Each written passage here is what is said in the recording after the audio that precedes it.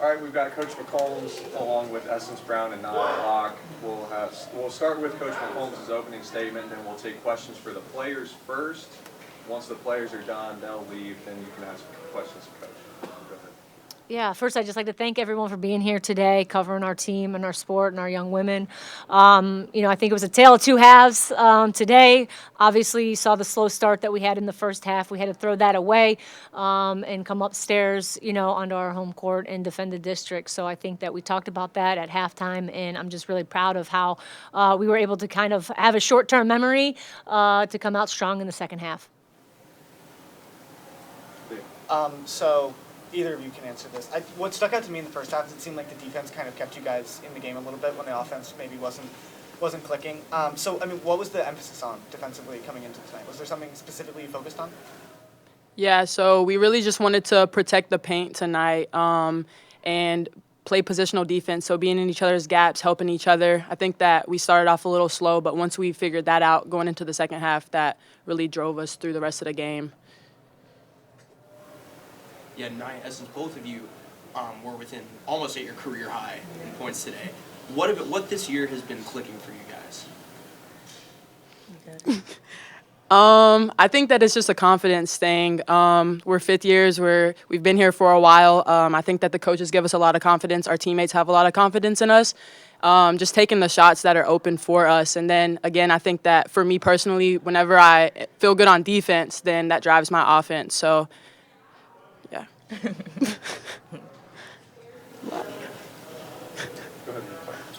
So Nia, you scored a bunch of points right in the beginning of the third quarter, coming out of halftime. What was going through your head? Was did it just start clicking for you at a certain point? I think usually every time I come to a game, I always think my defense has to be good for my offense to be good. And so coming in, locked in, making sure I'm just patient on things and not forcing anything, letting things come natural. And, the results just kind of happen, but I try to focus on the process before I come to the games. Essence, what were some of your thoughts during halftime, and what areas did you improve on during the second part of the game? Yeah, I think like I just said, my defense is a priority for me, and I felt like I was really slacking on that in the first half, just kind of all over the place. So I really was just trying to calm my mind. I talked to my teammates, and me and Nia just kind of talked about what we needed to do together to move forward. And so I think, again, the defense just drove the rest of the game. There were 12 players that played tonight, so obviously a lot of new lineups, new rotations. How was that kind of playing with a bunch of different players tonight, and how did you guys stay consistent throughout all of that? I think our team this year has a lot of depth on and off the court. I think we have a lot of three-level scorers, a lot of hustle players, a lot of athleticism on our team that we could use it to our advantage. And so we try to emphasize that, when subs come in, we don't want anything to drop below the standards of the starting five because we can all play at a very high level. So, yeah. We'll do one more for the players. Go ahead. The out-of-conference schedule is about to get a bit tougher. Of course, you have Maryland Eastern Shore and then going Puerto Rico to play West Virginia. What's the mindset going in to a game against a team like West Virginia? I think at the end of the day, we're worried about us, not the other team. So as long as we continue to do what we have to do, I think that we'll be successful. All right, Nia, you got good. Thank you. Thank you. Thank you.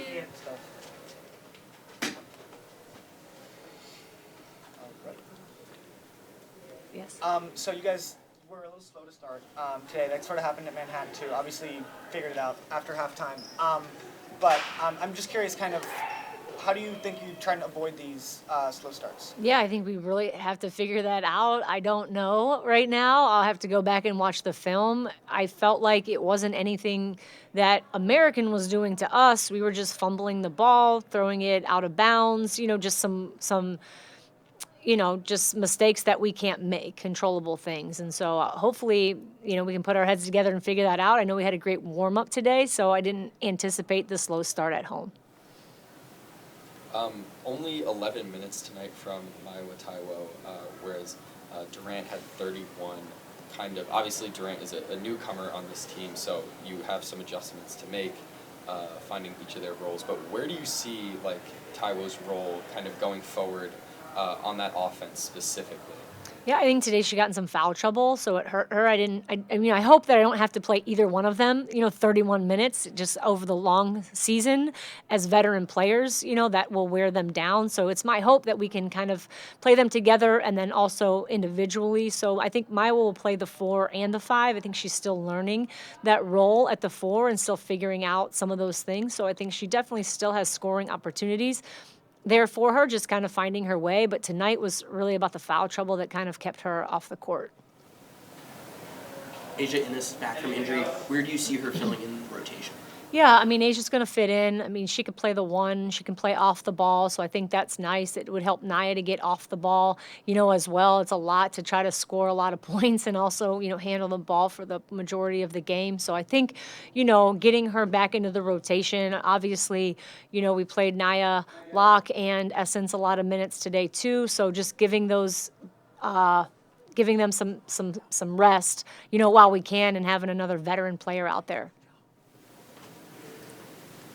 Sort of some like initial analysis of the game at the moment and what you guys can do for your next game.